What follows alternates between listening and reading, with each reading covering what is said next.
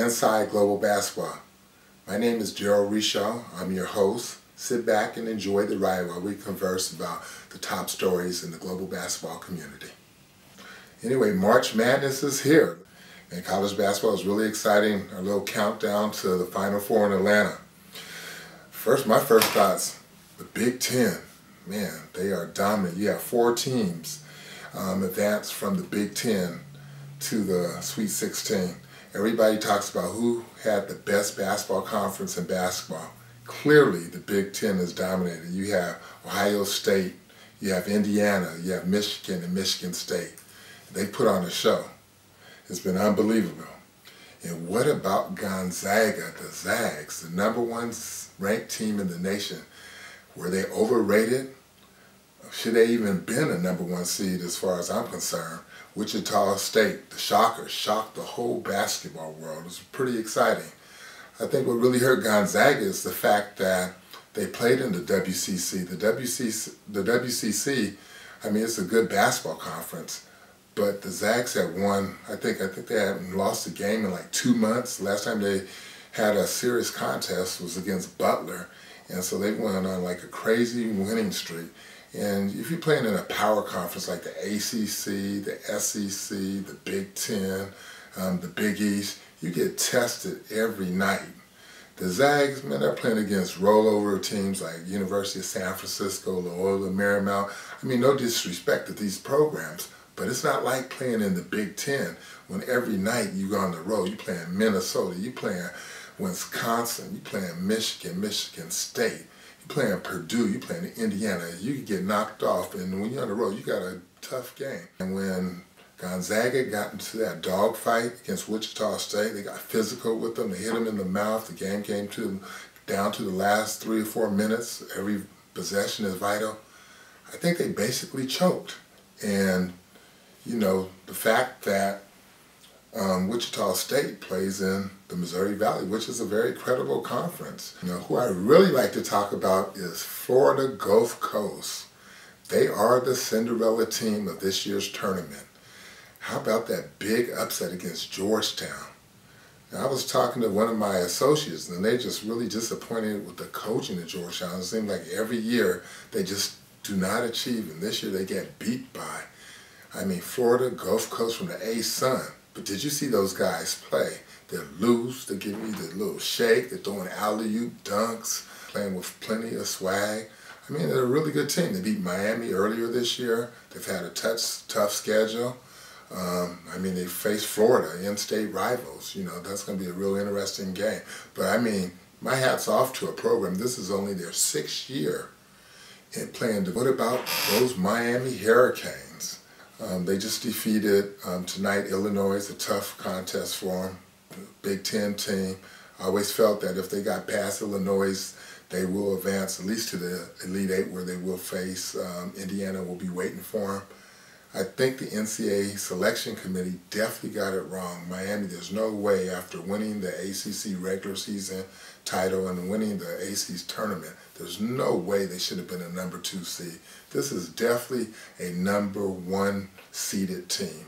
They should have been ranked, at least I think they were ranked like #5 going into the tournament. They probably should have been ranked #1 or #2. Miami's a quality ball club with a high quality coach. Jim Larranaga, he took a team, George Mason, I believe, to the Final Four a few years ago. He's a quality coach, coached in the ACC with University of Virginia. He's a great motivator, knows his X and O's, a quality coach. I think he's my odds-on favorite as National Coach of the Year. Oregon definitely shouldn't have been a low seed. Arizona is playing well. Colorado represented the Pac-12 well. And as you see, 2 of the teams advanced to the Sweet 16. And you see what Victor Oladipo did. That is my guy. He is my National Player of the Year. He's a projected lottery pick. This guy gets it.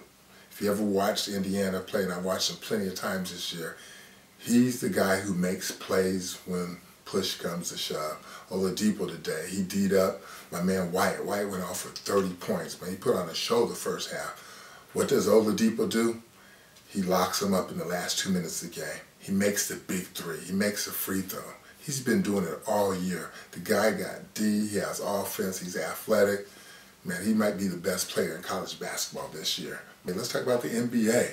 What about Miami Heat in that streak? They're up to 26 games.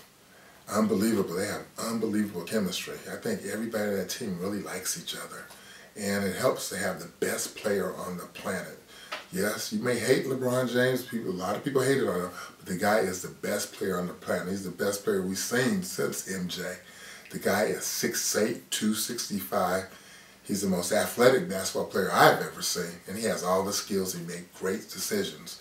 And I mean, then he's playing with, it's like Batman and Robin. He has D-Wade. D-Wade defers his game, but he's still efficient. We're 50% from the field.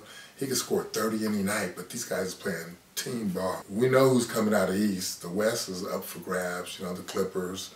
Do they play defense? Are they pretenders? LA, it's nothing but another drama. I think this week we had their coach Dan Toney talking about the Lakers are pretenders in terms of being a championship. I don't know if that was to motivate the players or just to stir the hornet's nest, or just to get the players to, come with more focus, more energy.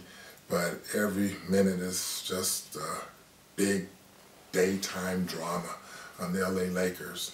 Kobe's unbelievable. He's a great player, great scorer.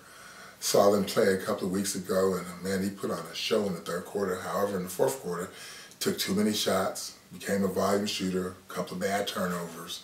And the problem with the Lakers is they old and they slow. They need more youth, more athleticism. Steve Nash couldn't hold a cup of tea right now. His defense is horrible. They're not going anywhere anytime soon. San Antonio, if they can stay healthy, they'll be definitely a contender out of the West. Oklahoma City, can you win with Westbrook? Is his decision-making process in the playoffs, is it going to be better, or is he just going to be another scorer and they get there? I mean, did it really hurt the fact that they got rid of Harden? Man, the guy is really playing some good ball. In terms of Europe, let's talk about the Euroleague. The Euroleague is headed to my old stomping grounds, London, UK. They'll be over in the Canary Wharf area at the O2 Arena. Final Four in May. Euroleague Final Four in London, England. This should be pretty exciting. Right now, Group E, in the top 16, you got CSK Moscow, 9-3, Real Madrid, 9-3, Efes Istanbul, 9-3, Panathinaikos out of Greece, 8-4. Group F, man, you have Barcelona all by themselves, 11-1, BC Khimki out of Russia, 75. One of my favorite teams, Maccabi Tel Aviv, 75, 7-5. Olympiacos is 7-5, and Siena is 7-5. So of those top 16 teams, who's going to advance to the Final Four in London? Global basketball, we will be heading out to the UK to see that Final Four. Should be pretty exciting. And our last thoughts of inside global basketball is the NCAA women's tournament. Brittany Grinder, the 6'8", drop step, dunk in your face. Brittany Grinder is leading the Baylor Bears. Can they repeat? Can Stanford stop them? Or can UConn? Or can Skylar Diggins and the Notre Dame Fighting Irish? Those are definitely the top 4 teams. They both have won their first round games. It should be pretty exciting. My pick is Baylor will repeat. I can't see anybody stopping Brittany Grinder and Miss Sims, the electric point guard for Baylor Bears. Those girls can really play. However, Skylar Diggins and Notre Dame Fighting Irish, they won the Big East, they won the tournament, they won the regular season. They're a pretty good team. I think those 2 teams probably will meet in the finals. I'd like to wrap up Inside Global Basketball for thanking our sponsors, Baby Hoops and Scouting for You, for the support. Log in and check out Baby Hoops Inc. and Scouting for You.